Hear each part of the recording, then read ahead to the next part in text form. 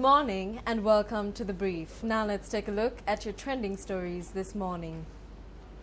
President Maithree meets Pope Francis. Prime Minister makes a special statement on issues raised against the 2016 budget.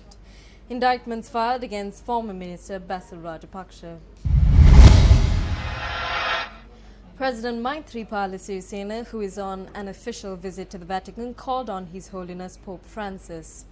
The President and the First Lady, who left for Rome on Saturday, arrived at the Fiumicino airport Sunday night, where they were warmly welcomed by the Chief Protocol of Vatican, Jose Betancourt, and Sri Lanka Ambassador in Italy, Baer Palpola. The President called on His Holiness at the Apostolic Chapel in Vatican.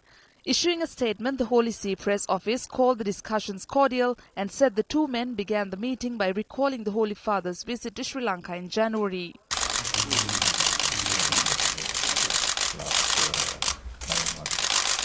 Their subsequent discussions focused on the country's process of peace and reconciliation, which is underway to promote stable social harmony. Furthermore, the statement of the Holy See Press Office said that President Sirisena and Pope Francis emphasized the contribution of the Catholic Church in various sectors of society and the importance of interreligious dialogue. President Sirisena and Pope Francis also exchanged opinions on the theme of the environment and the evaluation of the results of the Conference on Climate Change, which recently concluded in Paris. Prime Minister made a special statement in Parliament yesterday with regard to the issues raised by trade unions over the proposals of the 2016 budget.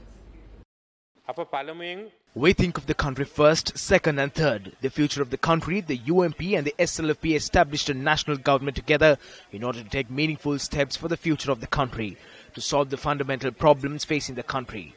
The President is making all sacrifices to rebuild the country. Power is being used to rebuild the country, not to fulfill personal agendas. If I am unable to use power to rebuild the country, then I am prepared to abandon power and leave. I do not intend to sacrifice the country to protect my power.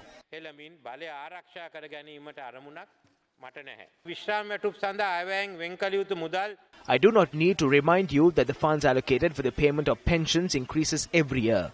The pensions bill, which was 83 million rupees in 1961, has increased to 99,961 million by 2011. By 2050, it will increase to 4 trillion or 4,000 billion. In truth, we do not have the strength to face such a serious situation. What will happen if we do not have the strength? We will be unable to pay pensions to public sector employees who will retire in the future. The Rajapaksa regime did not research this from a scientific standpoint. They recruited public sector employees for the need of safeguarding their political popularity. But the real situation is that financial provisions were not made to pay the pensions of any of the public sector employees who were recruited since 2005. That is why we propose a pension system with funding through the budget. We are exerting ourselves to introduce a funded scheme instead of a scheme with no funding. We want a funded system as opposed to an unfunded system. This is the amendment that we made. Through this system, a fund will commence from day one when a person is recruited to a public sector job. We are hoping to hold extensive discussions to the new system with the trade unions in January. The system will be implemented once Parliament's approval is obtained. For more information on the statement by Prime Minister, click the link below. Now in other news, indictments were filed against former Minister Basil Rajapaksa and former Director General of the Divi Nagama Department RKA Ranavika at the Colombo High Court yesterday. The Attorney General filed the indictments on charges of dishonest misappropriation of public funds, an offence under the Public Property Act. Former Minister Basil Rajapaksa and RKA Ranavika were remanded under the same charges on a previous occasion and were later released on bail. Meanwhile, former Chairman of the Securities and Exchange Commission, Dr. Nalaka Godaheva, the former Deputy Director General of the Commission, Dhammika Manjira Pereira and Ronnie Ibrahim were further remanded. Colombo Magistrate Priyantha Liyanage issued the order to further remand the said individuals after their bail applications were rejected when the case was taken up.